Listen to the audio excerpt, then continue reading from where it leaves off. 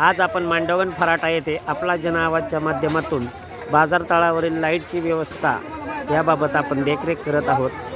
यापूर्वी बाजारतळावर होत असणारी व्यापाऱ्यांची हालत ही खूप भयंकर होती आणि अशा ह्याच्यामध्ये लाईट हे दुर्लक्ष करण्यात येत होते, परंतु लाईट बाबत अनेक व्यापाऱ्यांनी तक्रारी देऊनसुद्धा याकडे दुर्लक्ष होत होते।